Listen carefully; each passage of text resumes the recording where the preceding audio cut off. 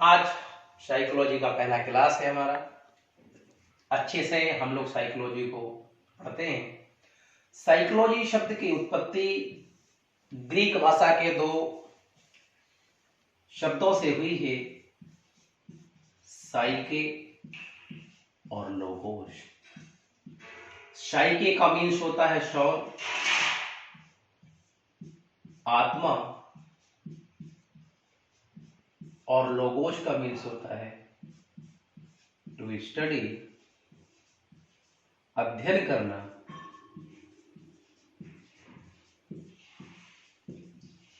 अध्ययन करना अर्थात आत्मा का अध्ययन करना। आत्मा का अध्ययन करना। आत्मा का अध्ययन करना।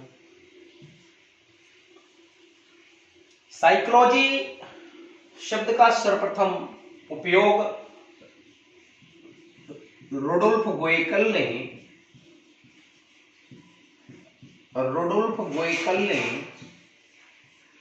अपनी पुस्तक साइकोलॉजिया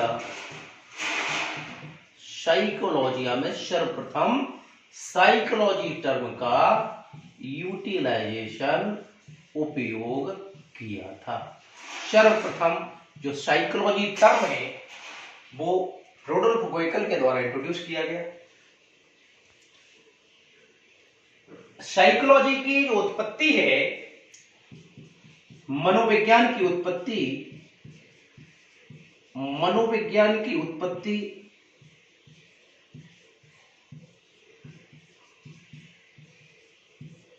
वेस्टर्न फिलॉसफी से हुई है। वेस्टर्न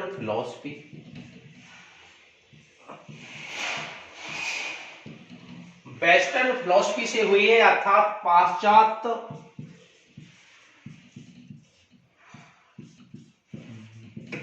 दर्शन शास्त्र से हुई है। और वेस्टर्न फिलॉसफी की विषय वस्तु का जो केंद्र था उस समय वो आत्मा, परमात्मा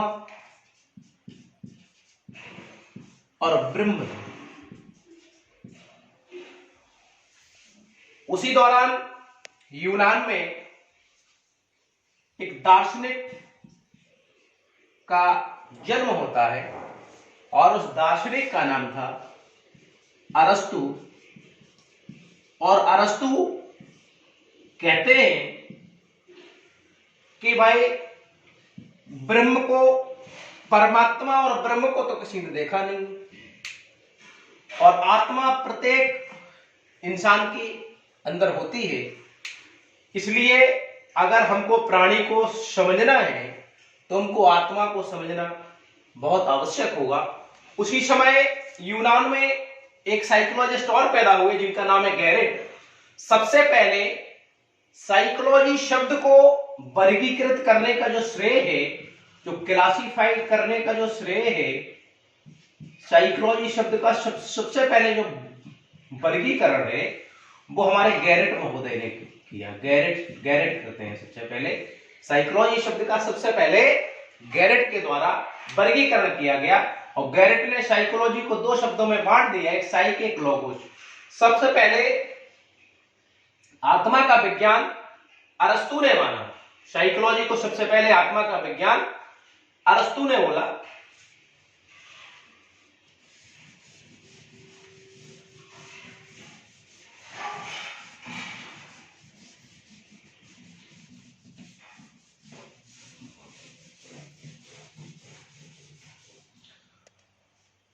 अरस्तु ने कहा कि जो मनोविज्ञान है,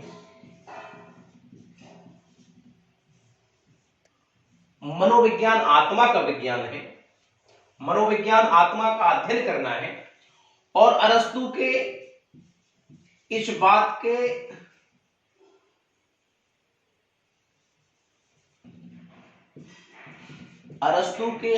के समर्थन में बहुत सारे साइकोलॉजिस्ट और भी आए। जैसे अरस्तु के बाद इनके शिष्य प्लेटो, रुडोल्फ गोएकल,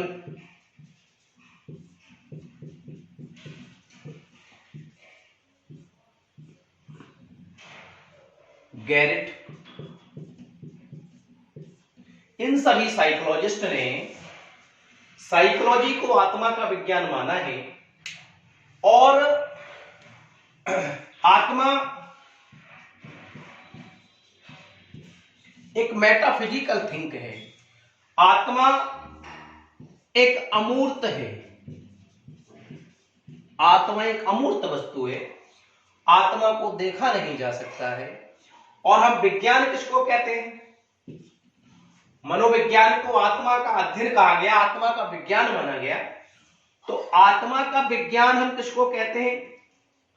विज्ञान किसको कहते हैं? विज्ञान हम कहते हैं जो मूर्त होता है, जो हमको दिखाई देता है, जो हमको विजिबल होता है। जो हमें विजिबल होता है उस पर हम एक्सपेरिमेंट कर सकते हैं, ऑब्जर्वेशन कर सकते हैं।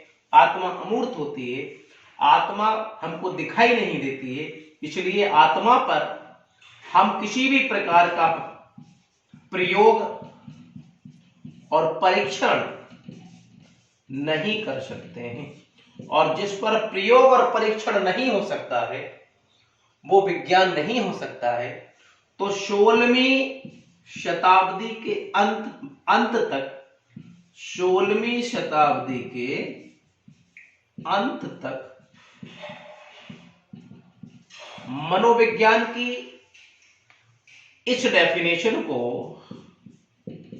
मनोविज्ञान की इस डेफिनेशन को डिस्कार्टेड कर दिया गया, एलिमिनेट कर दिया गया, अस्वीकार कर दिया गया कि भाई हम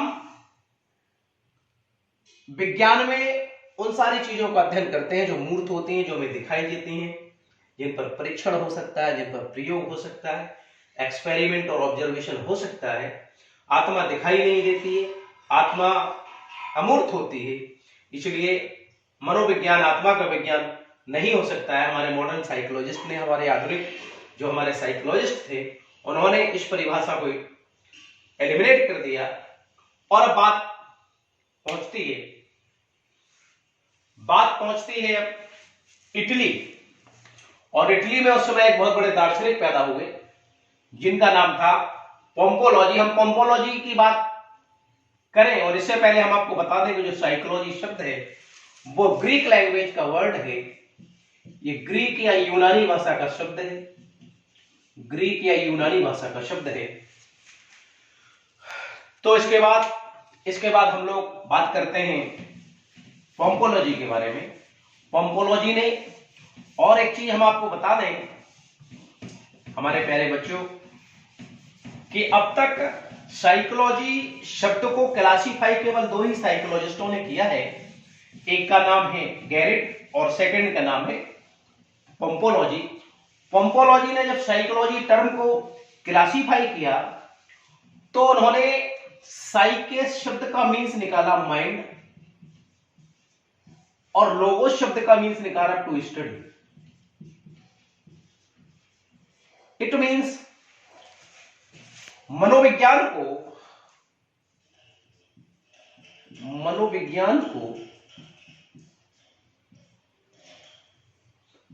मन ऑब्लिक मस्तिष्क का विज्ञान, मस्तिष्क का विज्ञान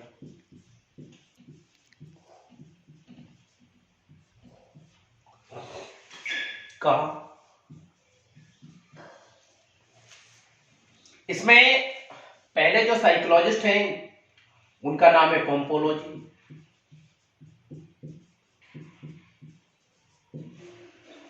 पोम्पोलॉजी इटली के रहने वाले थे, इटली के। दूसरे जिनका नाम है जॉन लॉक। जॉन लॉक थे, इटली थे।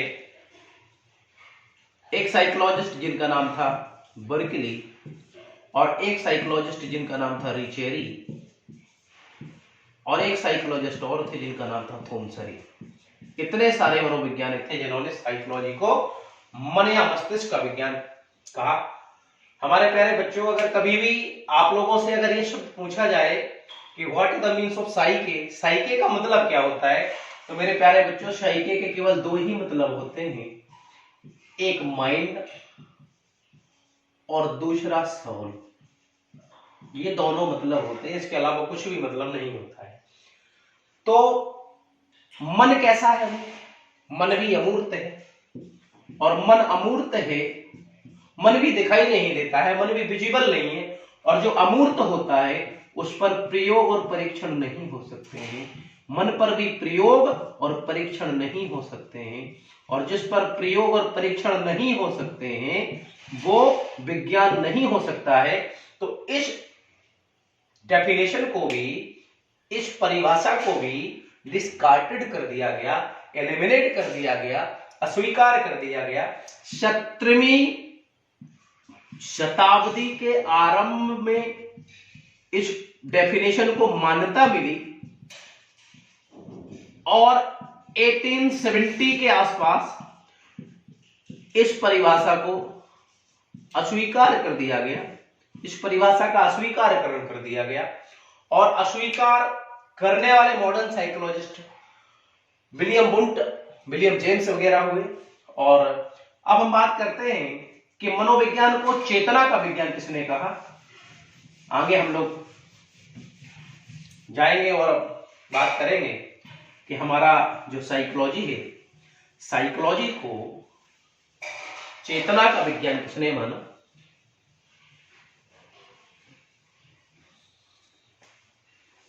मनोविज्ञान को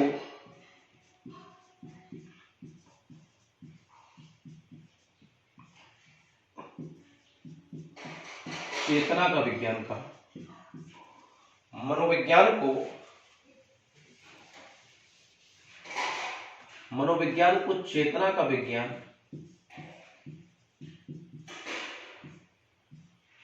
कहा। मनोविज्ञान को चेतना का विज्ञान किसने कहा? तो मनोविज्ञान को चेतना का विज्ञान कहने वाले साइकोलॉजिस्ट, मनोविज्ञान को चेतना का विज्ञान कहने वाले साइकोलॉजिस्ट में पहले साइकोलॉजिस्ट जिनका नाम था विलियम बुंट, और विलियम बुंट जर्मनी के रहने वाले थे। दूसरे थे इनके परम शिष्य जिनका नाम था विलियम जेम्स, विलियम जेम्स। इनके साथ और भी साइकोलॉजिस्ट हुए हैं जिनका नाम है शर्ली, एक जिनका नाम है बाइल्स, जिनका नाम है बाइल्स। चेतना क्या होती है? विलियम बुंट ने कहा कि हमारी ज्ञानेंद्रियां स्वतंत्र होती हैं, और ज्ञानेंद्रियां स्वतंत्र रूप से जो ज्ञान उपलब्ध कराती हैं वो हमारी चेतना को कराती हैं। ज्ञानेंद्रियों के द्वारा उपलब्ध कराया गया प्रथम ज्ञान चेतना कहलाता है। अथवा हम ये भी कह सकते हैं, चेतना की क्या डेफिनेशन है तो मैं आपको बताता हूं। चेतना की डेफिनेशन है कि ज्ञानेंद्रियों के द्वारा उपलब्ध कराया गया प्रथम ज्ञान अथवा मानसिक स्थिति के आंतरिक रूप को चेतना कहते हैं। मानसिक स्थिति के आंतरिक रूप को चेतना कहते हैं। मानसिक स्थिति का आंतरिक रूप चेतना कहलाता है, या ज्ञानेंद्रियों के द्वारा उपलब्ध कराया गया प्रथम ज्ञान चेतना कहलाता है, या मानसिक पीढ़ी का प्रथम ज्ञान चेतना कहलाता है। तीनों बातें हम यहां पर बोल सकते हैं। तो भाई चेतना कैसी वस्तु है? चेतना भी मेटाफिजिकल थिंग है, चेतना भी एक आध्यात्मिक वस्तु है, चेतना भी अमूर्त है। और चेतना अमूर्त है अगर, तो चेतना पर भी प्रयोग और परीक्षण नहीं किया जा सकता। और जब चेतना पर प्रयोग और परीक्षण नहीं किया जा सकता है तो 1911 और 1912 आते आते 1911-1912 आते आते हमारे मॉडर्न साइकोलॉजिस्ट बॉर्डसन वगैरह ने इस डेफिनेशन को भी एलिमिनेट कर दिया, इस डेफिनेशन को भी स्वीकार कर दिया, कहा कि मनोविज्ञान चेतना का विज्ञान नहीं हो सकता है। और इसके बाद बात पहुंचती है यूएसए, अमेरिका बात पहुंचती है, और अमेरिका में उस समय एक बहुत बड़े साइकोलॉजिस्ट पैदा हुए थे और उनका नाम था जेबी बॉर्डसन। जेबी बॉर्डसन ने कहा कि भाई जिस पर प्रयोग और परीक्षण नहीं किया जा सकता है वो किसी भी प्रकार से विज्ञान नहीं हो सकता है। और 1912-13 में 1912-13 में मनोविज्ञान को व्यवहार का विज्ञान माना गया।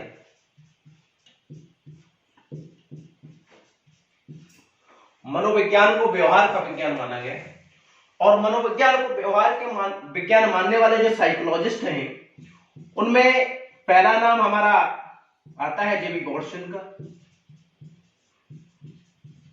जेबी बॉर्डसन। दूसरा नाम आता है हमारा आईपी पावलो, हमारे बीएफ स्किनर, सीएल हल, विलियम मैकडूगल,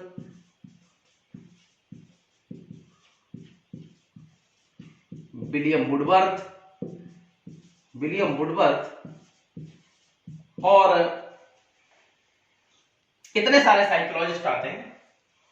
इन्होंने मनोविज्ञान को व्यवहार का विज्ञान माना है।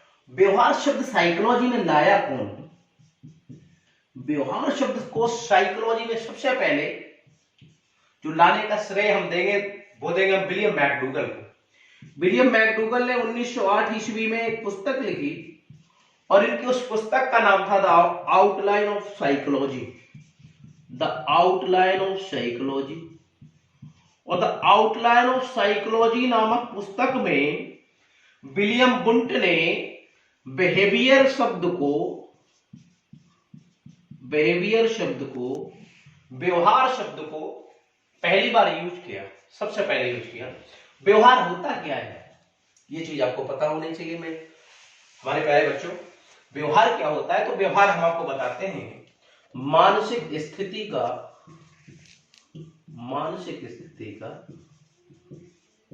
बाह्य रूप। मानसिक स्थिति का बाह्य रूप व्यवहार कहलाता है। अब यहां पर प्रश्न यह उठता है, क्या व्यवहार दिखाई देता है? क्या व्यवहार विजिबल है? बिल्कुल, व्यवहार हमको दिखाई देता है, व्यवहार विजिबल है। व्यवहार पर प्रयोग और परीक्षण हो सकते हैं और जिस पर प्रयोग और परीक्षण हो सकते हैं तो उसको हम विज्ञान कह सकते हैं। इसलिए हम बच्चों कह सकते हैं कि व्यवहार हमें दिखाई देता है, व्यवहार मूर्त होता है और जो मूर्त होता है उस पर प्रयोग और परीक्षण हो सकते हैं। प्रयोग और परीक्षण हो सकते हैं और जिस पर प्रयोग और परीक्षण हो सकते हैं वो बेटा विज्ञान हो सकता है। मनोविज्ञान को व्यवहार का विज्ञान माना गया। मनोविज्ञान को व्यवहार का विज्ञान माना। मनोविज्ञान को व्यवहार का विज्ञान माना। तो बेटा मनोविज्ञान को व्यवहार का विज्ञान इसलिए माना जा सकता है क्योंकि जो व्यवहार है वो मूर्त है और व्यवहार पर प्रयोग और परीक्षण हो सकते हैं और व्यवहार पर प्रयोग और परीक्षण हो सकते हैं। इसलिए वर्तमान में जो हमारा साइकोलॉजी है, जो हमारा मनोविज्ञान है, वो व्यवहार का विज्ञान है। और हम एक चीज आपको और बता दें कि अगर इधर कभी क्वेश्चन पूछा जाए कि फादर ऑफ साइकोलॉजी कौन है, तो हम आपको बता दें father of psychology William James हैं। Father of psychology William James को बोला जाता है।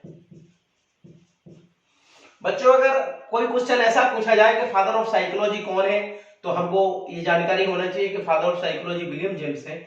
अगर ऑप्शन में विलियम जेम्स नहीं होता है और ऑप्शन में अगर अरिस्टोटल होता है, तो हम अरिस्टोटल के ऊपर जा सकते हैं, हम बोल सकते हैं कि अरिस्टोटल फादर ऑफ साइकोलॉजी हम मान सकते हैं। लेकिन अगर अरिस्टोटल और विलियम जेम्स दोनों हैं, तब हमको विलियम जेम्स ही मानना है, विलियम जेम्स को भी हमको प्रेफर करना है।